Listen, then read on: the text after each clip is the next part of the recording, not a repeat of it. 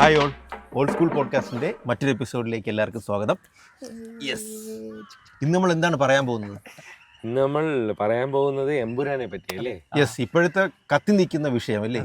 കഴിഞ്ഞ ഒരാഴ്ചയായിട്ട് യൂട്യൂബ് നോക്കിക്കഴിഞ്ഞാൽ ട്രെൻഡിങ് ഫുൾ എമ്പുരാൻ. എമ്പുരാൻ, വാർത്ത നോക്കിയാൽ വാർത്തയിൽ എമ്പുരാൻ.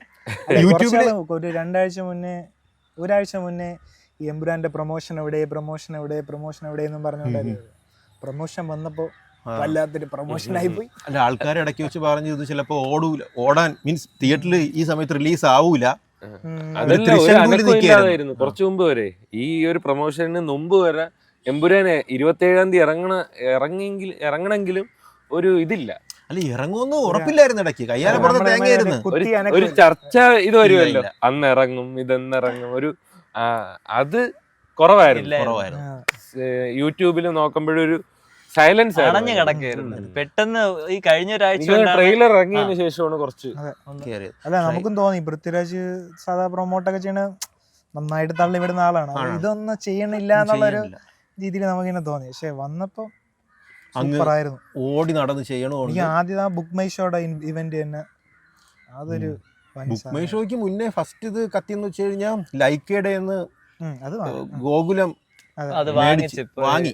എന്നിട്ട് പുള്ളി ഇങ്ങനെ ഭയങ്കര ഇതായിട്ട് ഹമ്പിൾ ആയിട്ട് അയ്യോ അങ്ങനെയൊന്നും ഇല്ല, നമ്മൾ തമ്മിൽ സന്തോഷത്തോടുകൂടി എനിക്കൂടെ പുള്ളി ഫിനാൻസ് എന്തോ ചെയ്തിട്ട് വാങ്ങിച്ചോളൂ. ലൈക്ക പ്രൊഡക്ഷൻ കുറച്ച് ടൈറ്റിലാണെന്ന് കേട്ട്. ഇറങ്ങിയ പടങ്ങളൊക്കെ ഒരുപാട് പൊട്ടി, കുറച്ച് ഇത് വിടമ കുറച്ച്, പിന്നെ ഇന്ത്യൻ 2 അങ്ങനത്തെ കുറെ നല്ല ഫ്ലോപ്പ് വന്നു. ഇന്ത്യൻ 2 ഒക്കെ അവരാണ് എടുത്തത്. എടുത്ത ഒട്ടുമിക്ക ബോംബുകളും അവരുടെയാണ്, അവരുടെ സത്താണ്. അപ്പൊ അവരെ കുറ്റം പറയാൻ പറ്റൂല. ഏകദേശം ഗോപാലേട്ടൻ ഏകദേശം ഒരു 75 കോടി മുടക്കിയിരുന്നു. എവിടുന്ന് കിട്ടുന്ന ന്യൂസൊക്കെ അല്ലടാ പറഞ്ഞു 75 കോടി പ്ലസ് 10 crores എന്തോ എക്സ്ട്രാ കൊടുക്കണോ സംഭവം ഉണ്ടായിരുന്നു. ഓ, അത് ലൈക്ക് പറഞ്ഞു. അങ്ങനെ ആദ്യം ഒരു കോൺഫ്ലിക്റ്റ് ഉണ്ടായിരുന്നു. അതിനുശേഷമാണ് ഇടയ്ക്ക് ഗോപാലേട്ടന്റെ എൻട്രി. എനിക്ക് അറിഞ്ഞൂടെ ഇനി PR ചാൻസ് ഉണ്ട്. ഇനിയും PR. അല്ല, ഇതിന് തൊട്ട് പിന്നെ വേറൊരു വിഷയം ഉണ്ടായിരുന്നു. ഇടയ്ക്ക് മറ്റേ പ്രൊഡ്യൂസേഴ്സ് ഒരു പ്രശ്നം ഉണ്ടായിരുന്നല്ലോ, സിനിമ റിലീസ് നടത്തൂല എന്നൊക്കെ പറഞ്ഞിട്ട്. അതൊരു PR എന്നുള്ള ഒരു കിംവദന്തി കേൾക്കുന്നുണ്ട് പൊതുവെ. കാരണം സുരേഷ് കുമാർ മോഹൻലാലും അവര് തമ്മിലുള്ള ഒരു ഇത് മീഡിയയിലൊക്കെ വരുമ്പോൾ എല്ലാവർക്കും ബെസ്റ്റ് ഫ്രണ്ട്സ് അല്ലേ. അതിന് ഒരു മാസം മുന്നേ അല്ലേ അവരുടെ ഒരു ഇന്റർവ്യൂ, 1-2 മാസം മുന്നേ ഒരു ഇന്റർവ്യൂ ഇറങ്ങി അങ്ങോട്ട് താറ്റിയൊക്കെ പറയാൻ പറ്റൂല. ചിലപ്പോ ജെന്യൂൻലി ആയിരിക്കും, ജെന്യൂൻലി ആണെന്നാണ് എല്ലാരും പറയുന്നത്. ഓക്കെ, പക്ഷെ നമ്മളൊരു ബുദ്ധി ഉണ്ടല്ലോ, ഒരു കൊനസ്റ്റ് പിടിച്ച ഒരു ബുദ്ധി, അതിൽ നമ്മൾ അങ്ങനെ ആലോചിക്കുള്ളൂ. അല്ല, ഇത് കൊനസ്റ്റ് ബുദ്ധിയാണ്. ഇത് സിനിമ കണ്ട് കൂടി അല്ല, ഇത് സിനിമ കണ്ടിട്ട് വരെ ദൃശ്യം മോഡൽ കൊലപാതകമായിരിക്കുമോ അതേപോലെ ചിന്തിക്കുന്നു. പക്ഷെ ഞാനാണെങ്കിൽ അന്ന് ബുക്ക് മൈ ഷോയിൽ രാവിലെ 9 മണിക്കല്ലേ ടിക്കറ്റ് ഓൺ ആവുമെന്ന് പറഞ്ഞത്. അതിന് വേണ്ടിയിട്ട് ഞാൻ 8:30 എണീറ്റ് നോക്കി. രാവിലെ കാണാന്ന് പറഞ്ഞ് നോക്കി. 8:30 നോക്കിയപ്പോഴത്തേക്കും 8:30 2 തിയേറ്റർ ഓപ്പൺ ആയി. പക്ഷെ അതില് അപ്പൊ തന്നെ തീർന്നു. പിന്നെ ഞാൻ വിചാരിച്ചു 9 മണിക്ക് നോക്കി. 9 മണിക്ക് നോക്കിയപ്പോൾ കുറെ എണ്ണം വന്ന് പെട്ടെന്ന്. അപ്പൊ ഞാൻ 6 മണിക്ക് എടുക്കും ഒരു 2 ടിക്കറ്റ്. ഞാൻ ഇവിടെ ഇല്ല, ഞാൻ അവിടെയാണ്. അപ്പൊ അവിടെ നിന്ന് നോക്കി 2 ടിക്കറ്റ്. ഞാൻ ചോദിച്ചു വിനീതയൊക്കെ വന്ന് കിടപ്പുണ്ട്. ആദ്യം PVR ഒന്നും ഓപ്പൺ ആയില്ല. അപ്പൊ വിനീതയൊക്കെ എടുത്തിട്ട് നോക്കി. അപ്പൊ തന്നെ 2 ടിക്കറ്റ് ബുക്ക് ചെയ്യാൻ പോകുമ്പോഴത്തേക്കും സോറി അൺഅവൈലബിൾ. അപ്പൊ തിരിച്ചു വരുമ്പോഴത്തേക്കും ആ റോ ഒന്നും കാണാനില്ല, ഫ്രണ്ടിലൊക്കെ. അപ്പോൾ അതെടുക്കും, പോകുമ്പോഴത്തേക്കും വീണ്ടും ഇല്ല. അപ്പോഴത്തേക്കും അത് സോൾഡ് ഔട്ട്. പിന്നെ ഞാൻ അടുത്ത തിയേറ്റർ നോക്കും, അതും ഇല്ല. ഇങ്ങനെ എനിക്കൊരു 10:30 വരെയൊക്കെ ഞാൻ നോക്കി, ഒരു ടിക്കറ്റും കിട്ടണില്ല, എല്ലാം പോയി. പിന്നെ ഉച്ചയ്ക്ക് 2 മണിയൊക്കെ ഉള്ളൂ. അത് മിക്കവരും പോകില്ല, കാര്യം വർക്കിംഗ് ഡേ ആണ്. പിന്നെ ഞാൻ നോക്കി, ഒരു വൈകുന്നേരവും ഇല്ല. പിന്നെ അവസാനം ഒരു 12 മണിയായപ്പം എനിക്കൊരു 11 മണിക്ക് 2 ടിക്കറ്റ് കിട്ടി. അതും ഏറ്റവും ഫ്രണ്ടിൽ 2 എണ്ണം. ഇവിടെ കിട്ടില്ല, ടിക്കറ്റും എടുക്കും, ബുക്ക് ചെയ്യാൻ നോക്കുമ്പോഴത്തേക്കും സോൾഡ് ഔട്ട്. ഇവിടെ തന്നെ നമ്മൾ നോക്കി. പിന്നെ ഇവർ ഐമാക്സില് ട്രെയിലറിന്റെ ഐമാക്സിന്റെ സംഭവം കണ്ടപ്പോൾ ഐമാക്സ് നോക്കിയപ്പോ അതിലും ടിക്കറ്റ് 1200 നോക്കണമെന്നുണ്ടായിരുന്നു. പക്ഷെ അപ്പോഴത്തേക്കും തീർന്നു. അവിടെ ഈ 1200, 900 ആ പ്രൈസ് ആണ്. എന്നിട്ട് അതുപോലും ഒരാഴ്ച ഫുള്ള് സോൾഡ് ഔട്ടാ ഐമാക്സ്. നല്ല തിയേറ്റർ എല്ലാം ഫുൾ ആയടാ. നിങ്ങൾ എക്സൈറ്റഡ് ആണോ ഈ പടത്തിന് വേണ്ടിട്ട്? ഞാൻ excited. എടാ ഈ വർഷം എക്സൈറ്റഡ് ആയിട്ടുള്ള ഒരു മൂവി ഇതായിരുന്നു. ഇത്രയും മലയാളത്തിൽ ഇത്രയും വലിയ ബഡ്ജറ്റിൽ സംഭവം ഇറക്കുമ്പോൾ നമ്മൾ എക്സൈറ്റഡ് ആണ്. ഇത് റെക്കോർഡ് പാൻ ഇന്ത്യൻ റെക്കോർഡുകൾ. അതെ അതെ. പിന്നെ ഒരു ഹോപ്പും കൂടെയാണ് ഈ മലയാള സിനിമയിൽ ഇത്രയും പക്ഷെ പൈസ ഇത് മുടക്കാൻ ചിലപ്പോ പറ്റും. സിനിമയെ ബാധിക്കത്തില്ല ഇത്രയും വലിയൊരു എക്സൈറ്റ്മെന്റ്. ഇല്ല അത് സിനിമ ഈ സിനിമയ്ക്ക് ഇത്രയും എക്സൈറ്റ്മെന്റ് വേണം. ഓവർ ഹൈപ്പ് ആയിട്ട് അത് ചിലപ്പോൾ ഇതാവുന്നതാണോ? ഇല്ല, എനിക്ക് തോന്നുന്നു ഈ പടം ജയിക്കും. കാര്യം ഞാൻ മോഹൻലാലിന്റെ ഇതേപോലെ രാവിലെ പോയിട്ടുള്ള 2 പടങ്ങളുണ്ടായിരുന്നു, ഒടിയനും ബാറോസും. ബാറോസ് അല്ല മറ്റേത്, സോറി, ഒടിയനും ബാറോസ് അല്ല, അതിന് മുമ്പ് ഇറങ്ങിയത് മല്ലൻ, മലൈക്കോട്ടെ വാലിബൻ. അത് 2ഉം ഫ്ലോപ്പായിരുന്നു. ഇത് 3ാമത്തെയാണ് ഞാൻ പോണത്. ഇത് എനിക്ക് തോന്നുന്നു ഇതൊരു വിജയിക്കുമെന്നല്ലേ, മൈൽ സ്റ്റോൺ ആയിരിക്കും എന്നാണ് എന്റെ ഒരു നിഗമനം. അല്ല, അതിലൊരു പൃഥ്വിരാജ് ഫാക്ടറും കൂടെ ഉണ്ടല്ലോടാ. ഉണ്ട്. ഇപ്പം നമ്മള് ഫസ്റ്റ് പാർട്ട് ലൂസിഫർ കാണാൻ വേണ്ടിയുള്ള അപ്പോഴും ഒരു ഹൈപ്പ് ഉണ്ടായിരുന്നു. എന്ന് വെച്ചാൽ പൃഥ്വിരാജ് ആദ്യമായിട്ട് ഡയറക്റ്റ് ചെയ്യണ പടം, അത് മോഹൻലാൽ നായകൻ എന്ന ആ ഒരു ഹൈപ്പ് അവിടെ ഉണ്ടായിരുന്നു, ഭയങ്കര രീതിയിലുണ്ടായിരുന്നു. ഫസ്റ്റ് ഡേ തന്നെ ഭയങ്കര ഒരു ഇതുണ്ടായിരുന്നു. അപ്പൊ അതിനുശേഷം പടം അങ്ങ് വേറെ രീതിയിൽ അങ്ങ് പോയി. ഞാൻ ഫസ്റ്റ് ഡേ കണ്ടേണ്, ഞാൻ ഇത്രയും വിജയിക്കുമെന്ന് ഞാൻ വിചാരിച്ചില്ല ആ പടം. അല്ല, അത് 200 കോടിയൊക്കെ പോകുന്നേ. 5 വർഷം മുന്നേ ഇറങ്ങിയ പടം. അന്ന് മലയാളത്തിൽ ഇത്രയും ബിഗ് ബഡ്ജറ്റ് ഒന്നും അങ്ങനെ പുലിമുരുകനാണ് അതിന് തൊട്ട് മുന്നേ തോന്നണം. അന്ന് 35 കോടി എന്തോ കണ്ടായിരുന്നു ഈ പടത്തിന്റെ മൊത്തം ബഡ്ജറ്റ്. പക്ഷെ ഇതിൽ അങ്ങനെ ബഡ്ജറ്റ് അവർ നോക്കിയെന്ന് തോന്നണില്ല. ഇതില് ബഡ്ജറ്റ് ഇവർ രണ്ടുപേരും റിവീലും ചെയ്യണില്ല. ഒരാൾ റിവീൽ ചെയ്ത്, ആര്? കന്നഡയിലെ ഏതൊരു മറ്റേ ഡിസ്ട്രിബ്യൂട്ടർ ആരും കണ്ടാണെന്നാണ് അങ്ങേരി ഇങ്ങനെ സംസാരിച്ച്. അവർ രണ്ടുപേരും ഇരിപ്പുണ്ട്. 240 ആണോ? 150 കോടി എന്ന് കണ്ട പറഞ്ഞിട്ട് 150 കോടി പടം ഇവര് പേയ്മെന്റ് വാങ്ങിച്ചിട്ടില്ല. ഈ മോഹൻലാലും പൃഥ്വിരാജും മേടിച്ചിട്ടില്ലെന്നാണ് പറയുന്നത്. ഇതിന്റെ ലാഭം കിട്ടുമ്പോഴായിരിക്കും പാവങ്ങൾ വാങ്ങുന്നത്. അല്ലല്ല, അവര് പറഞ്ഞല്ലോ, സാധാരണ 100 കോടി പടം എന്ന് വെച്ച് കഴിഞ്ഞാൽ 80 കോടി രൂപ അഭിനേതാക്കൾക്കും 20 കോടി രൂപ പ്രൊഡക്ഷനുമാണ്. പക്ഷെ ഇതിൽ അങ്ങനെയല്ല, ഇതിൽ ഭൂരിഭാഗവും പ്രൊഡക്ഷൻ വേണ്ടിയിട്ടാണ് യൂസ് ചെയ്തതെന്ന് പറഞ്ഞിട്ടുണ്ട്. അത് ഇപ്പൊ 150 കോടി ചിലപ്പം പ്രൊഡക്ഷൻ മാത്രമായിട്ട് അങ്ങനെയാണെങ്കിൽ നല്ലതായിരിക്കും. പക്ഷെ വിഷ്വൽസ് ഒക്കെ കണ്ടിട്ട് കൊള്ളാം. ട്രെയിലർ സത്യം പറഞ്ഞാൽ എനിക്ക് സംതൃപ്തി തോന്നിയില്ല. അതെനിക്കും തോന്നിയില്ല. പക്ഷേ ഒരു ഹോപ്പുണ്ട്. കാര്യം ഇത് ഓടിയാലേ പറ്റൂ. ഓടിയാലേ പറ്റൂ. ട്രെയിലർ ചിലപ്പം വിചാരിക്കും പോലെ അത്ര ഇതായിരിക്കൂല. പക്ഷെ സിനിമ നമുക്ക് പറയാൻ പറ്റൂല. ഇപ്പൊ പുലിമുരുകന്റെ പഴയ ട്രെയിലർ ഭയങ്കര ട്രോളായിരുന്നു. നല്ല ഓർമ്മ ഉണ്ടായിരുന്നു. പക്ഷെ ആ സിനിമയിൽ അതൊക്കെ വന്നപ്പോഴും ഭയങ്കര ഒരു ഇമ്പാക്ട് ഉള്ള സാധനമായിരുന്നു. അതെ, ഇത് പിന്നെ ഈ പുള്ളി പൃഥ്വിരാജിന്റെ ക്രാഫ്റ്റ്മാൻഷിപ്പ് അത്ര മോശമല്ല. അത് നന്നായിട്ട് തന്നെയാണ് പുള്ളി എടുക്കുന്നത്. അല്ല, ഇത്രയും വലിയൊരു പൈസ മുടക്കി ഒരു ഇതൊക്കെ എടുക്കുമ്പോഴത്തേക്കും പാടാണ് സത്യം പറഞ്ഞത് എക്സിക്യൂട്ട് ചെയ്ത് വിജയിപ്പിച്ചെടുക്കാൻ. പണ്ട് ശങ്കർ മാത്രമേ ഉണ്ടായിരുന്നുള്ളൂ. അങ്ങനെ ഒരു 100 കോടി പടം എന്ന് വെച്ചാൽ ശങ്കറിന് മാത്രമേ പറ്റുള്ളായിരുന്നു പണ്ട്. ഇപ്പൊ പിന്നെ ഒരു സാധനമുണ്ട്, ഈ ഇത്ര കോസ്റ്റ് എഫക്റ്റീവ് ആയിട്ട് ഇങ്ങനെ സിനിമ എടുക്കാൻ പറ്റണത് മലയാളത്തിൽ മാത്രമേ പറ്റൂ. ഇപ്പൊ ഇതേപോലൊരു സിനിമ ചിലപ്പം വേറെ ഏതെങ്കിലും ഇൻഡസ്ട്രിയിലാണെങ്കിൽ ഒരു 500 കോടിയെങ്കിലും ആവും. അല്ല, അതിൽ 100-300 കോടി തന്നെ ചിലപ്പം 1-2 വർഷം ഒരു നട അഭിനയിക്കണമെങ്കിൽ അങ്ങേർക്ക് ഒരു 100-300 കോടി കൊടുക്കേണ്ടി വരും. അല്ല, സ്ഥലത്ത് പോകുന്നത് നല്ല കോസ്റ്റ് എഫക്റ്റീവ് ആയിട്ടാണ് ചെയ്തത്. അപ്പോൾ അതൊരു വിഷ്വൽ എക്സ്പീരിയൻസ് ആയിരിക്കും. പിന്നെ ടീസറിൽ ഇപ്പോഴും എനിക്ക് അത്ര എക്സൈറ്റഡ് ആക്കിയിരുന്നു. ടീസർ ഇറങ്ങിയപ്പോഴേ ഫസ്റ്റ് ടീസർ ട്രെയിലറിനെക്കാട്ടി എക്സൈറ്റഡ് ആക്കിയിരുന്നു. ട്രെയിലറിനെക്കാളും നല്ലത് ടീസർ ആയിരുന്നു. ട്രെയിലർ പിന്നെ വേറെ ഒരുപാട് പേർക്ക് ഇഷ്ടപ്പെട്ട്. പിന്നെ ട്രെയിലറിൽ നമുക്ക് ഉള്ള വിയോജിപ്പ് എന്ന് പറയുമ്പോൾ അതില് പൃഥ്വിരാജിന് വിയോജിപ്പല്ല, മോഹൻലാൽ നടന്നു വരുമ്പോൾ പൃഥ്വിരാജ് കൂടെ നടക്കുന്നു. അത് അത്ര അക്സെപ്റ്റ് ചെയ്യാൻ പറ്റില്ല. ഒരു ഷോട്ടില് ബാക്കിലായിരുന്നു, അത് കുഴപ്പമില്ല, സമ്മതിച്ചു. അത് എന്തൊക്കെ പറഞ്ഞാൽ അത് പറ്റൂല അല്ലേ? ചെമ്പ് ഓവർടേക്ക് ചെയ്യുമ്പോൾ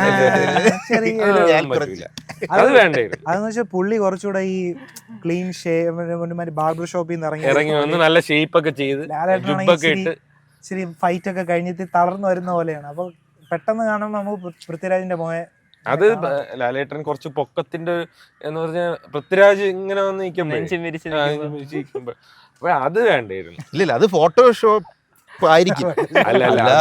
സിനിമയിൽ ചിലപ്പം ഇമ്പാക്ട് ഉണ്ടായിരിക്കും, അതിന് ഇമ്പോർട്ടൻസ് കാണും. പക്ഷെ നമുക്ക് ഒരു ഫസ്റ്റ് ട്രെയിലറിൽ കണ്ടപ്പോഴ് മോഹൻലാൽ ഇങ്ങനെ നടന്നു വരുമ്പോൾ അടുത്തൂടെ തന്നെ പൃഥ്വിരാജ് വന്നത് വേണ്ടായിരുന്നു. എനിക്ക് 6 എണ്ണം പറയുമ്പോഴേക്ക് തോന്നണടാ, അങ്ങനെ ഏകദേശം ഈ ലെവലിൽ സംസാരിക്കണം. പക്ഷെ അതൊരു നമുക്ക് കാണുമ്പോഴേ അല്ല ഞാൻ ഒരു ഫോട്ടോ കണ്ടായിരുന്നു അപ്പൊ ഞാൻ വിചാരിച്ചു ആ അല്ല space- മമ്മൂട്ടിയാണെങ്കിൽ ചിലപ്പോ അടുത്തെടുത്തൂലായിരുന്നു ഉറപ്പാ. ഒന്ന് രാജു ഒന്ന് മാറി ഫ്രെയിമിൽ നിന്നും മാറി. ഒന്ന് മാറി. അല്ലേ ഇത് എന്റെ ഷോട്ടല്ലേ. ലാലേട്ട് അങ്ങനെയൊന്നും പറയില്ല. മോനെ, ഇരിക്കുന്നോ വേറെ ആരെങ്കിലും വരുന്നോ ആണോ ഇവിടെ നിന്നോ ഇവിടെ സ്ഥലം ഉണ്ടെന്ന് പറയും. എന്താ മന്നെ ഇതൊക്കെ ഇതല്ലേ മന്നെ ഇവിടെ ഭയങ്കര കാര്യോട് അങ്ങേർക്ക് പൃഥ്വിരാജിന്. ഞാൻ അത് ഇന്റർവ്യൂലൊക്കെ ഞാൻ നോക്കി. അതായത് മറ്റേ ജയ്ഷ മറ്റേ ഒരു മീമുണ്ടല്ലോ ഇങ്ങനെ കോഹ്ലിയെ നോക്കി ഇങ്ങനെ അവാർഡ് എടുക്കും, അതുപോലെയാണ് മോഹൻലാൽ പൃഥ്വിരാജിനെ ഇങ്ങനെ നോക്കണം. അല്ലടാ ഈ പാൻ ഇന്ത്യ നോക്കുമ്പോഴേ ഇപ്പം എനിക്ക് തോന്നുന്നു മോഹൻലാലിനെക്കാളും കുറച്ചുകൂടെ ഇപ്പം കണക്ഷൻ നെറ്റ്വർക്ക് ഉണ്ട് ഇങ്ങേർക്ക്. നെറ്റ്വർക്കും പിന്നെ കുറച്ചുകൂടെ എസ്റ്റാബ്ലിഷ് ആയല്ലോ. ഇപ്പോൾ പൃഥ്വിരാജ് കുറെ പാൻ ഇന്ത്യൻ സിനിമകളൊക്കെ അഭിനയിച്ച് കുറച്ചുകൂടെ ഒരു പേരും ഇതൊക്കെ ഉണ്ട്.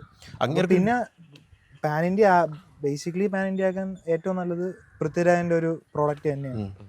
ഇപ്പം ഈ ഇതിനൊക്കെ പോയപ്പോൾ തന്നെ എന്തോരം ഹെൽപ്ഫുൾ ആയിരുന്നു ഈ കമ്മ്യൂണിക്കേഷൻ ആണെങ്കിൽ പോലും. ഇപ്പൊ ലാലേട്ടനെ ഒറ്റയ്ക്ക് വിട്ടാൽ ചിലപ്പം കാര്യം നടക്കൂല.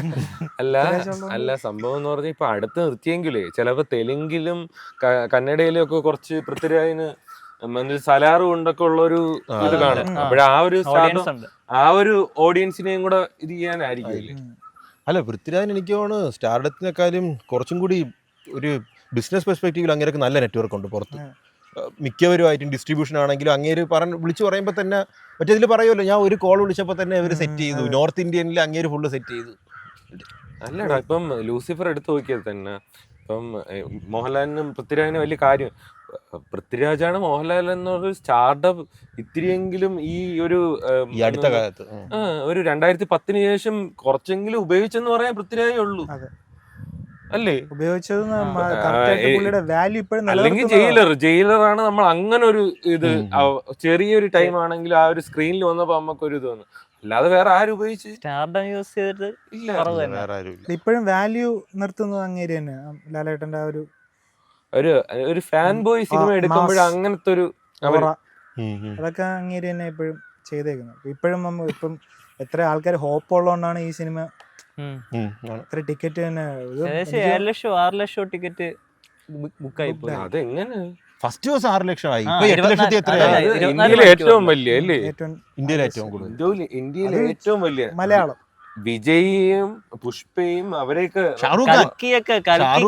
കൽക്കിക്കൊക്കെ 3 ലക്ഷം 4 ലക്ഷം കണ്ടായിരുന്നു. അതിന് മുകളിലാണ് ഇത് വന്നത്. ഫസ്റ്റ് ഇതാണ് മറ്റേ ഏറ്റവും ഇത് ഷാറൂഖ് ഖാന്റെ പടമായിരുന്നു മറ്റേ ജവാനും പൊട്ടി.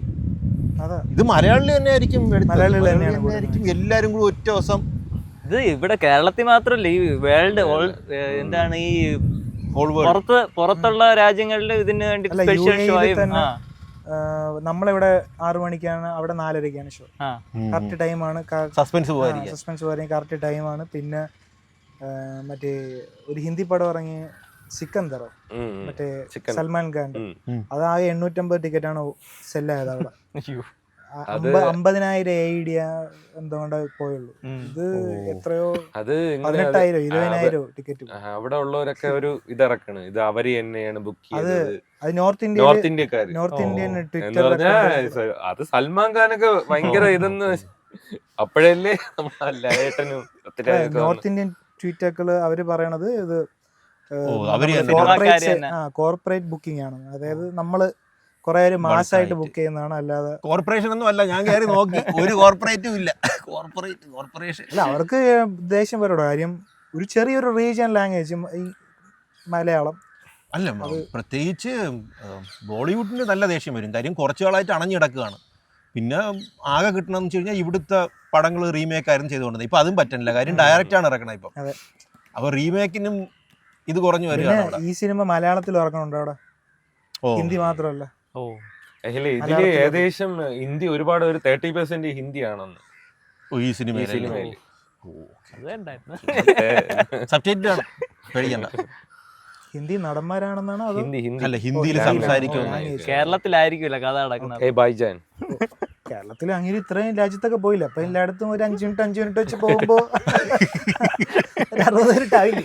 പിന്നെ ഇവര് അത്യാവശ്യം ഈ ഒരു ലാസ്റ്റ് വീക്കിൽ നന്നായിട്ട് പ്രൊമോട്ട് ചെയ്തിട്ടുണ്ട്. കാര്യം എല്ലായിടത്തും പോയിട്ടുണ്ട്. ഇപ്പം കന്നഡയില്, തെലുങ്കില്, എല്ലായിടത്തും പോയി ഇന്റർവ്യൂ എല്ലാം നല്ല മാസമായിട്ട് കൊടുക്കണുണ്ട്. പുള്ളി ഏതൊരു ബോളിവുഡിനിട്ട് കൊട്ടയം ചെയ്തു ഏതൊരു ഇന്റർവ്യൂവില്. മറ്റേ അക്കരെ ഇതുണ്ടല്ലോ സിനിമയുടെ അതിന്റെ പട്ടണപ്രവേശം, നാടോടിക്കാറ്റ്, അതെനിക്ക് ഭയങ്കര ഫേവറേറ്റ് മൂവിയാണ്. എന്തായാലും ബോളിവുഡ് ചെയ്യാതിരിക്കട്ടെ എന്നും പറഞ്ഞിട്ട് റീമേക്ക് ചെയ്യാതിരിക്കട്ടെ എന്നൊക്കെ പറഞ്ഞ് പൃഥ്വിരാജ് പറയും. പൃഥ്വിരാജ് മോഹൻലാൽ അങ്ങനെ പൊതുവെ പറയാറില്ല. മോഹൻലാൽ മനസ്സിലായില്ല. മോഹൻലാൽ ഇങ്ങനെ പക്ഷെ പൃഥ്വിരാജ് ഉണ്ടല്ലോ ഈ യവന്മാർക്ക് സംസാരിപ്പിക്കാൻ ഇങ്ങനെ അംബാസിഡർ ഓഫ് മലയാള സിനിമ എന്ന് പറഞ്ഞ പുള്ളിയാണ് ബെസ്റ്റ് ഓപ്ഷൻ. അങ്ങേര് തന്നെ സംസാരിക്കാൻ അറിയാല്ലേ, ഗ്യാരണ്ടി ആയിട്ട് ഫ്രണ്ടിൽ കൊണ്ട് നിർത്താൻ അറിയാം. അല്ല നമുക്ക് പറ്റും, കോൺഫിഡന്റ് ആയിട്ട് സംസാരിക്കാൻ. ട്രിക്കി ക്വസ്റ്റ്യൻസ് ഒക്കെ മറ്റേ എനിക്ക് തോന്നുന്നു തെലുങ്കിലാണെന്ന് തോന്നുന്നു. അവരൊരു ചോദ്യം ചോദിക്കും, മറ്റേ അവിടുത്തെ ഡിസ്ട്രിബ്യൂട്ടർ അടുത്ത് ചോദിക്കും, അവിടുത്തെ ഒരു മെയിൻ ഡിസ്ട്രിബ്യൂട്ടർ അങ്ങനെ അടുത്ത് ചോദിക്കും, എന്തിനാണ് നമ്മളുടെ തന്നെ ഒരു പടം ഇറങ്ങണുണ്ടല്ലോ, അപ്പോൾ എന്തുകൊണ്ട് മലയാളം ഫിലിംസിനെ പ്രൊമോട്ട് ചെയ്യുന്നത് ചോദിക്കുമ്പോഴത്തേക്കും ഇങ്ങേര് പറയും, ഞാനാണ് KGF അവിടെ ഡിസ്ട്രിബ്യൂട്ട് ചെയ്തത്, ഞാനാണ് സലാർ അവിടെ ഡിസ്ട്രിബ്യൂട്ട് ചെയ്തത് എന്ന് പറഞ്ഞിട്ട് കണ്ണുകടി. മലയാള സിനിമ അവിടെ വരുമ്പോ കണ്ണുകടി. ഇവിടെ എന്തുമാത്രം സിനിമകള് നമ്മൾ സപ്പോർട്ട് ചെയ്യുന്നു അല്ലേ? അതാ ആ പുലി വരെ ഇവിടെ രാവിലെ പോയി കണ്ടിട്ടുണ്ട്. പുലി പിന്നെ ഏതൊക്കെ വാളപ്പടങ്ങള് രാവിലെ പോയി കണ്ടിട്ടുണ്ട്. നമ്മള് ഭാഷയൊന്നും ഇല്ലാതെയാണ് നമ്മള് സിനിമകൾ. അതെ തന്നെ. അതേപോലെ അവരും നമ്മളെ ഇത്രയും ബഡ്ജറ്റ് ഇരിക്കുമ്പോ നമ്മൾ മാത്രം കണ്ടു കഴിഞ്ഞാൽ ഇവർക്ക് മുതലാവൂല. ഈ കന്നഡ ഓഡിയൻസും തെലുങ്ക് ഓഡിയൻസും ഒക്കെ കുറച്ച് പൈസ വരാൻ പറ്റുന്ന ഒരു ഓഡിയൻസ് ആണ്. അവർക്ക് ഇങ്ങനത്തെ സാധനങ്ങൾ ഇഷ്ടപ്പെടുകയും ചെയ്യും. കുറച്ചും കൂടി ഒരു തമിഴ് ഇപ്പൊ കുറച്ചുകൂടെ മല. പക്ഷെ ഇവര് ഭയങ്കര ഇപ്പോഴും കന്നഡയൊക്കെ ഭയങ്കര ഒരു ഓറ ബേസ്ഡ് ടീമുകളാണ്. അവരങ്ങ് കിട്ടിക്കഴിഞ്ഞുണ്ടല്ലോ അവന്മാരെ കൊണ്ടുപോകും. ഇത് ഇറങ്ങുമ്പോ യൂട്യൂബിനകത്തൊരു ഇതായിരിക്കുമല്ല, നമ്മളും കാണും. നമ്മളും കാണും. നമ്മള് 9:00-ക്കാണ് ഇത് ഷോ അടിക്കണം. നമ്മളൊരു ഉച്ചയാകുമ്പോ റിവ്യൂ വരും. ഞാൻ പറഞ്ഞത് രാവിലെ 6 മണിക്ക് ഏതെങ്കിലും ഫ്രണ്ടിൽ പോയിരുന്നെങ്കിലും നമ്മളൊരു മൊത്തത്തിൽ കാണണമല്ലോ. ചിലപ്പം ഒരു ആ ബഹളത്തിന്റെ ഇടയിൽ നമുക്ക് ആസ്വദിക്കാൻ പറ്റുന്നതായിരിക്കില്ല. നമ്മൾ കൃത്യമായ നിരൂപണമായിരിക്കും. ഞാൻ പിന്നെ എങ്ങനെ എന്റെ ഇൻഫ്ലുവൻസ് വെച്ച് 6 മണിക്ക് ടിക്കറ്റ് എടുത്തിട്ടുണ്ട്. നിങ്ങള് ഇതാക്കിയിട്ട് ഇത് റീലാക്കിയിട്ട് നമ്മള് പോസ്റ്റ് ചെയ്യാം. ഓക്കെ നിങ്ങൾ ഇതിന്റെ കൂടെ ഇന്റഗ്രേറ്റ് ചെയ്താൽ മതി. വേണ്ടേ? അല്ലാതെ ഞാൻ ഒറ്റയ്ക്ക് പോയി വായുവിൽ ചിലപ്പോൾ ഞാൻ എന്തായാലും പോണത് രാവിലെയാണ്. 6 മണിക്കുള്ള ഷോ ആണ്, ഫാൻ ഷോ ആയിരിക്കും. പിന്നെ ഒരു വലിയ തിയേറ്ററാണ്, ലുലുവിന്റെ അതൊരു PVR ആണ്. അപ്പൊ ഞാൻ എന്തായാലും പിന്നെ ഒരു ലാലേട്ടൻ ഫാനും കൂടി ആയതുകൊണ്ട് എന്റെ മൈൻഡിൽ അത് കിടിലം പടം ആയിരിക്കും മിക്കവാറും. അപ്പൊ ചിലപ്പോ ഞാനിത് തള്ളിയിട്ട് നിങ്ങൾ 9 മണിയാകുമ്പം ആ കുറച്ച് ആൾക്കാരും കൂടി കയറും. ചിലപ്പോ ഞാൻ വായുവിൽ പറക്കും. അത് വേണ്ട. അല്ല അങ്ങനെയൊന്നുമില്ല. എനിക്ക് തോന്നുമല്ലോ, നമുക്ക് ചില പടങ്ങൾ കാണുമ്പോഴത്തേക്കും നമുക്ക് മനസ്സിലാവും. അല്ല, ഈ ക്രൗഡ് നമ്മളെ ഇഷ്ടപ്പെടാനും ഇഷ്ടപ്പെടുത്തിക്കാതിരിക്കാനുള്ള ഒരു സാധ്യത ഉണ്ട്. പക്ഷെ എന്നാലും അല്ല, അതിപ്പോ ഓരോരുത്തരുടെ ടേസ്റ്റ് പോലെയും കൂടി ഇരിക്കും. ചിലപ്പോ എല്ലാവർക്കും എല്ലാം പിടിക്കണമെന്നില്ല. ഇല്ല. അപ്പൊ അതുകൊണ്ട് ഈ 6 മണിക്ക് ഷോ കണ്ടിട്ടിടുന്ന റിവ്യൂനെക്കാട്ടിയും 9:30 കണ്ടിട്ടിടുന്ന നല്ലതെന്ന് തോന്നുന്നു. പക്ഷെ 6 മണിക്കുള്ളതാണ് സത്യം പറഞ്ഞാൽ കുറച്ചും കൂടി ബെസ്റ്റ്. പിന്നെ ഇതില് ഉള്ള ഇതെന്ന് പറഞ്ഞു കഴിഞ്ഞാൽ വേറൊരു കാര്യം, കുറെ സർപ്രൈസുകൾ കാണും, കുറെ ക്യാമിയോള് സ്പോയിൽ ചെയ്യരുത്. അത് ചെയ്യരുത്. ഇവിടെ പിന്നെ പുള്ളി നല്ല ആൾക്കാരെയും കൊണ്ടുവന്നിട്ടുണ്ടടാ. നമ്മുടെ ഗെയിം ഓഫ് ത്രോൺസിലും മറ്റേ അങ്ങനെ ഉണ്ടല്ലോ, ലോഡ് നമ്മുടെ തൈരിന്റെ കൂടെ ഉള്ള. പിന്നെ ഡോൺലി വരുമെന്ന് പറയുന്നത്. ഡോൺലി ഇതില് കാണുമെന്ന് ഒരു കിംബന്തി ഉണ്ടല്ലോ. ഡോൺലി മറ്റേ സൂര്യയിലെ ഉള്ള ഡോൺലി ആണോ? അവിടത്തെ ലാലേട്ടെ അങ്ങേരുന്ന് കാണൂല. ആ ഫിഗർ കണ്ടിട്ട് എനിക്ക് ഡോൺലിയെ പോലെ തോന്നുന്നു. ആ ഫിഗർ അല്ലടാ, അതല്ല, തിരിഞ്ഞിരിക്കുന്ന ഫിഗർ ആണ്. അതല്ല, അത് ഫഹദ് ഫാസിലിന്റെ ഒക്കെ ഒരു ലുക്ക് ഉണ്ട്. പക്ഷെ അതല്ല,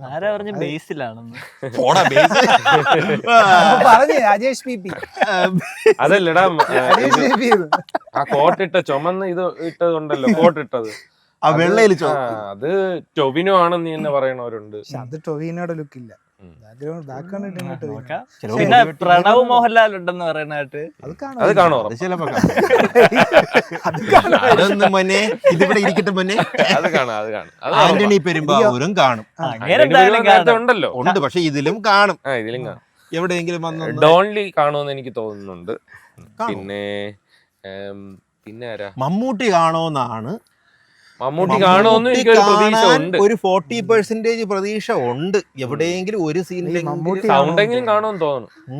മമ്മൂട്ടി സൗണ്ടും അല്ല സൗണ്ട് സൗണ്ട് ഉണ്ടായിട്ട് നീ കാണുമെന്ന് പറയാൻ ഇല്ല ചിലപ്പോ മമ്മൂട്ടി കാണും ചിലപ്പോ എവിടെയെങ്കിലും. എനിക്ക് പൃഥ്വിരാജിന്റെ എടാ, എനിക്ക് അച്ഛനായിട്ട് തോന്നുന്നു മമ്മൂട്ടി മമ്മൂട്ടി വരുമെന്നാണ് ഒരു പൊതുവെ cameo ഒരു കാണും. കിംവദന്തി. എനിക്ക് മമ്മൂട്ടി ക്യാമിയോ കാണുമെന്നാണ് എനിക്ക് തോന്നുന്നത്. എനിക്ക് തോന്നുന്നുണ്ട് എനിക്ക് വലിയ പ്രതീക്ഷയില്ല. മമ്മൂട്ടിയാണോന്ന് തോന്നുന്നുണ്ട്. ഏതൊരു ഹെലികോപ്റ്ററിൽ മമ്മൂട്ടിയാണ് വരണേന്ന് പറഞ്ഞ് മീമ കിടപ്പുണ്ട്. ഇതിപ്പോ എന്തെല്ലാം പറയാടാ. അല്ലടാ ഇത്രയും ഒരാളെ എനിക്ക് തോന്നുന്നുണ്ട് വരുമെന്ന്. എവിടെ? കണ്ടിട്ട് പറയാം. ഷാറുഖ് ഖാനോ? ഷാറുഖ് ഖാൻ ചിലപ്പോ കാണുമെന്ന് തോന്നുന്നു. എനിക്കറിഞ്ഞുണ്ട്. ഒരു അത് ഇത്തിരി കൂടിപ്പോന്ന് തോന്നി. ഈ 150 കോടിക്ക് ഒതുങ്ങൂല. ചിലപ്പം അവര് ചെയ്യും. ചിലപ്പോ അവരുടെ ഒരു ബന്ധം വെച്ചിട്ടെ. എടാ മോഹൻലാലിന് വേണ്ടി ആരെ വിളിച്ചാലും ചെയ്യും. ശരിയാണ്. മോഹൻലാലിന്റെ ഒരു എന്തോ മാഗ്നസ് ഒപ്പസ് അല്ലേ, അങ്ങനെയല്ലേ പറയണ? മാഗ്നസ് അത് പെയിന്റ് അല്ലേ? അല്ല ഇതെന്ന് വെച്ചാൽ ഏറ്റവും വലിയൊരു സംഭവം മാഗ്നം ഓപ്പസ്. Magnum opus. അങ്ങനെയുള്ള ആൾക്ക് ബിർള ഓപ്പസ്, അതാണ് ഞാൻ പറഞ്ഞ പെയിന്റ്. അപ്പൊ മമ്മൂട്ടി വരാനും ചാൻസ് ഉണ്ട്. എടാ പിന്നെ ഇത് പുറത്തും ഭയങ്കര കളക്ഷനാണ്. അതായത് കേരളത്തിന് പുറത്ത് ഭയങ്കരമായിട്ട് ഈ മിഡിൽ ഈസ്റ്റില്, യൂറോപ്പില് അവിടെ ഒരുപാട് യെസ് സത്യം. അവറ്റകളുടെ സൗണ്ട് എല്ലാം നോക്കി സത്യം അതെ മനസ്സിലായി. കണ്ട പോത്തുകൾക്ക് വരെ ഇതിലൊരു അഭിപ്രായമുണ്ട്. യൂറോപ്പിലും ഭയങ്കരമായിട്ട് ടിക്കറ്റിന് അടിപിടിയാണെന്ന് കേട്ട്. പിന്നെ അവിടെ ഏതോ സ്കാമൊക്കെ നടന്നു പറഞ്ഞ കേട്ടോ. ഏതോ ഒരു ഫ്രണ്ട് പറഞ്ഞു അവിടെ ഏതോ തിയേറ്ററിൽ സ്ക്രീനിൽ എക്സ്ട്രാ എന്താ ഷോ നടത്തുമെന്നും പറഞ്ഞിട്ട് ആൾക്കാരെ നിന്നൊക്കെ മുൻകൂട്ടി പൈസയൊക്കെ വാങ്ങിച്ചിട്ട് പറ്റിച്ചുകൊണ്ട് പോയെന്ന്. 150 വരെ പൈസ പോയെന്ന്. അത് ഇവിടുത്തെ പോലെ ആയിരിക്കും, ചിലപ്പോൾ നല്ല പൈസ ആയിരിക്കും. 10,000 രൂപയ്ക്ക് ഒരു ഷോയ്ക്ക് വാങ്ങണം. ആ പൈസ അടിച്ചോണ്ട് പോയെന്ന്. ഇതിന് ബ്ലാക്ക് ടിക്കറ്റ് കാണും ചിലപ്പോ അല്ലേ? ബ്ലാക്ക് ടിക്കറ്റ് അറിയില്ല. ഇപ്പൊ എല്ലാം ഓൺലൈൻ ആയതുകൊണ്ട് പിന്നെ ഇപ്പം കുറവാണ് ബ്ലാക്ക് ടിക്കറ്റ് പോണ കുറവാണ്. ഫസ്റ്റ് ഡേ കാണാൻ വേണ്ടിട്ട് മാത്രം ബ്ലാക്ക് ടിക്കറ്റ് പോകും, അല്ലാണ്ടൊന്നും പോകില്ല. ഇപ്പം ബ്ലാക്ക് ടിക്കറ്റ് എടുക്കുന്നത് അവന്മാരാണ്, ബുക്ക് മൈ ഷോ. എന്തൊരു കത്തിയുടെ അവന്മാര് 2 ടിക്കറ്റ് എടുക്കുമ്പോ 150 രൂപയൊക്കെയാണ് അവന്മാര് കൊണ്ടുപോണത്. പ്രതിഷേധിക്കല്ല, അത് ബുക്ക് മൈ ഷോയിലുള്ള എതിരെയുള്ള പ്രതിഷേധമാണ്. അവര് തുടങ്ങിയപ്പോ ഭയങ്കര ഓഫറൊക്കെ ആയിരുന്നു. 100 രൂപയുടെ ടിക്കറ്റ് കുറച്ച് റേറ്റ് ഒക്കെ കുറച്ച് തരുമായിരുന്നു. ഇപ്പം 100 രൂപ ടിക്കറ്റ് എടുക്കണമെങ്കിൽ 50 രൂപ 60 രൂപ അവന്മാരൊക്കെ കൊടുക്കണം. പിന്നെ ഈ PVR പക്ഷേ PVR എടുക്കുകയാണെങ്കിൽ എക്സ്ട്രാ പൈസ ഉണ്ടായില്ലല്ലോ. എക്സ്ട്രാ പൈസ അല്ല, ഈ ഐമാക്സിനൊക്കെ ഇങ്ങനെ പൈസ കൂട്ടണത്.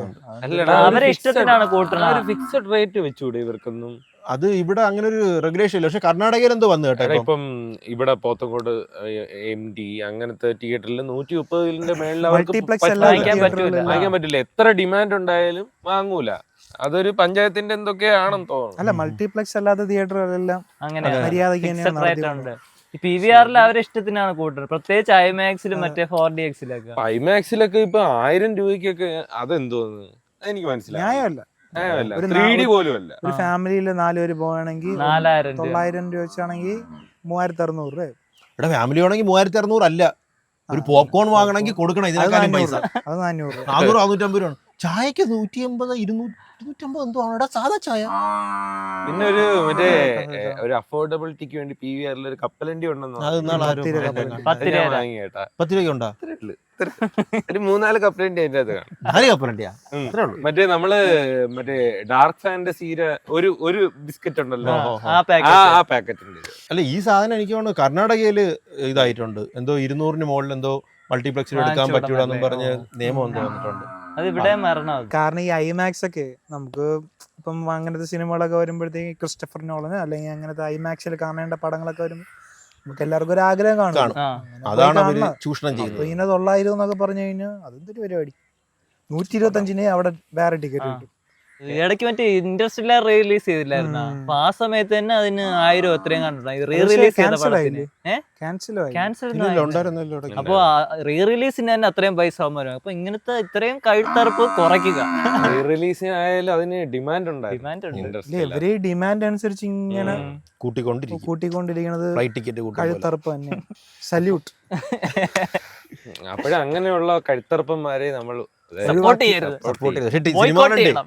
കുത്തക മുതലാളിമാരെ നമ്മൾ ഇങ്ങനെ കഴുത്തിറക്കുന്നത്. അതിനെക്കാട്ടി ഏരിസ് പ്ലസ് തിയേറ്റർ 180 രൂപയ്ക്ക് ഭയങ്കര ലാഭമാണ്. അത് വർത്താണ്. അല്ല ഓൺലൈൻ ബുക്കിംഗ് ഇല്ലാത്ത ടൈമിലാണ് ഇപ്പം ഇതേപോലത്തെ ഒരു സിനിമയൊക്കെ ഇറങ്ങുന്നതെങ്കിൽ എന്തോരം ഇടി കൊണ്ട് രാവിലെ പോയി ഗേറ്റ് തുറക്കാൻ വേണ്ടി ഇടിയായിരിക്കും. എത്ര പേര് ചിലപ്പോ മരിച്ചും പോവില്ലേ ഇടിയൊക്കെ കൊണ്ട്.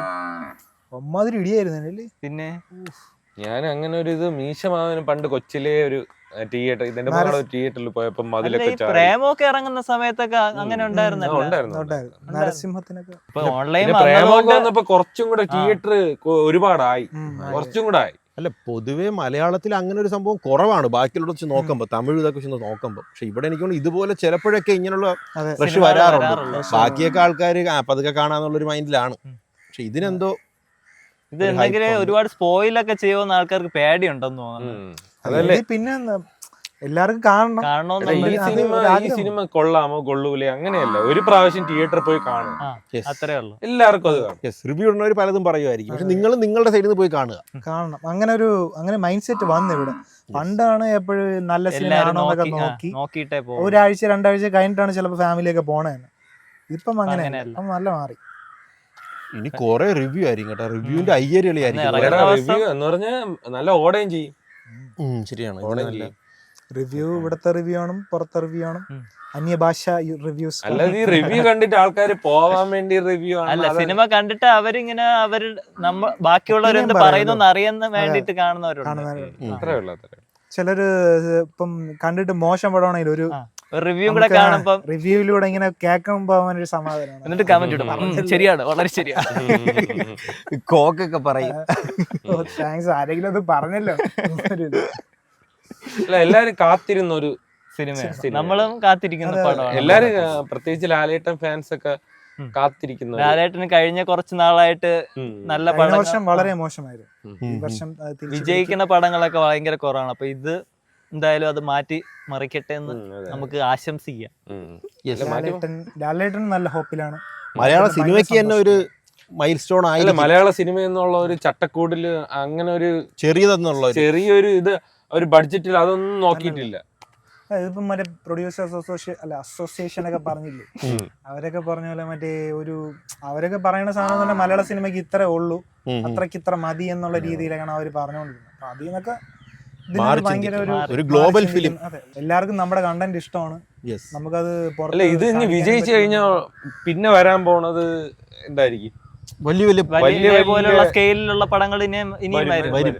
ആൾക്കാരൊക്കെ ഒരു നമ്മൾ എന്തൊക്കെ പറഞ്ഞാലും കണ്ടന്റ്, മലയാള സിനിമ കണ്ടന്റ് കൊണ്ടാണ് കേരളം. എന്നാലും ഒരു വലിയൊരു സാധനം കൂടെ വേണം. ഈ KGF അതേപോലെ ഒരു ഇടയ്ക്കെങ്കിലും വർഷത്തിൽ ഒന്നെങ്കിലും വേണം. അങ്ങനെ ആൾക്കാർ ഡെയർ ചെയ്യുള്ളൂ. അങ്ങനെയുള്ള അത് ഷോൾഡർ ഇതേപോലെ സ്റ്റാറും വേണം. അപ്പൊ എന്തായാലും എമ്പുരാൻ ഒരു വലിയ സക്സസ് ആവട്ടെ എന്ന് നമ്മൾ ആശംസിക്കുന്നു. അതെ, നമ്മൾ എന്തായാലും നിങ്ങൾ പറ്റുകയാണെങ്കിൽ ഫസ്റ്റ് വീക്ക് തന്നെ പോയി കാണാൻ നോക്കുക. അല്ല ഇനി ഫാമിലി ആയിട്ട് മൊത്തത്തിൽ ബുക്ക് ചെയ്ത് പോയി. ഇനി വെള്ളിയാഴ്ച കാണുക, നാളെ വെള്ളിയാഴ്ച പോയി കാണുക. നിങ്ങൾ എന്തായാലും പോയി കാണുക അല്ലേ. ചിലപ്പോൾ റിവ്യൂലൊക്കെ വേറെ മിക്സഡ് റിവ്യൂ ഈവൻ ഇഫ് വന്നാലും നിങ്ങൾ പോയത് എക്സ്പീരിയൻസ് ചെയ്യുക. അതെ, വല്ലപ്പോഴും ഒക്കെ ഇങ്ങനത്തെ സിനിമകൾ നമുക്ക് കിട്ടും, സംഭവിക്കുള്ളൂ. അത് തിയേറ്ററിൽ കണ്ടാലേ ഇതിന്റെ ഒരു ഫുൾ ഇത് കിട്ടേയുള്ളൂ, എസൻസ് കിട്ടുള്ളൂ. അല്ലാതെ നിങ്ങൾ വീട്ടിൽ ചെന്നിരുന്ന അവസാനം ഇത് നെറ്റ്ഫ്ലിക്സിൽ വരാം, OTT വരാമെന്ന് പറഞ്ഞിരുന്നു കഴിഞ്ഞാൽ ആ പെട്ടിക്കകത്ത് കാണുമ്പോൾ അതിന്റെ ഒരു എഫക്ട് കിട്ടൂല. സോ മാക്സിമം തിയേറ്ററിൽ പോയി കാണാൻ ശ്രമിക്കുക. ഇത് പെയ്ഡ് പ്രൊമോഷൻ അല്ല, ലാലേട്ടൻ തന്നിട്ടില്ല. പിന്നെ അത് കഴിഞ്ഞിട്ടുള്ള നമ്മുടെ റിവ്യൂ കാണുക, അതിനുവേണ്ടി കാത്തിരിക്കുക. യൂട്യൂബിൽ തന്നെ കാണാൻ, അതും ടെലിഗ്രാമിൽ വരും. കാണരുത്, വൈറസിക്ക് നമ്മളെതിരാണ്. അപ്പൊ അത് പറഞ്ഞുകൊണ്ട് നമുക്ക് ഈ എപ്പിസോഡ് എൻഡ് ചെയ്യാം അല്ലേ. എമ്പുരാൻ.